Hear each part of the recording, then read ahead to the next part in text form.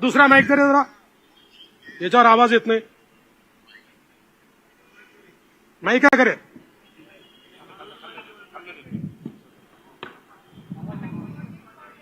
लेकिन मैं इस बात की तरफ भी तवज्जो दिलाना चाहता हूं कि महाराष्ट्र के इलेक्शन ने ऐसी अहमियत हासिल कर ली है कि अगर यहाँ वो जीत गए हरियाणा की जीत के बाद, तो उसके बाद उनके हौसले बहुत बुलंद हो जाएंगे और फिर दिल्ली सरकार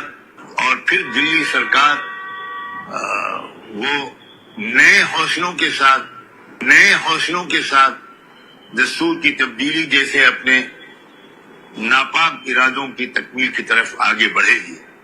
और अगर महाराष्ट्र में उनको शिकस्त हो गई तो इत्तलात के मुताबिक दिल्ली सरकार भी बहुत दिन तक नहीं ठहर पाएगी.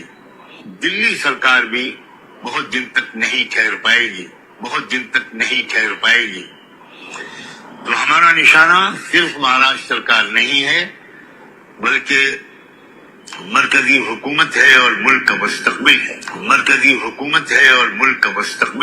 और मैंने कल एक यूट्यूब चैनल के इंटरव्यू में ये बात भी कही कि ये कैसा वोट जिहाद है जिसके सिपह सालार हैं शरद पवार, जिसके अजीम सिपाहियों में हैं उद्धव ठाकरे, राहुल गांधी, नानाजी पटोले. वोट जिहादचा नारा दिलाय. वोट जिहाद. आणि वोट जिहाद के सिपासलार कोण आहे तुम्ही ऐकलाय. आणि या वोट जिहाद करता हे त्या उलेमांचे तलवे चाटतायत आणि या ठिकाणी सांगतायत दंगेखोरांना आम्ही सोडून देऊ. जर या ठिकाणी वोट जिहाद होणार असेल तर माझं तुम्हाला आव्हान आहे, आता मतांचं धर्मयुद्ध हे आपल्याला देखील लढावं लागेल.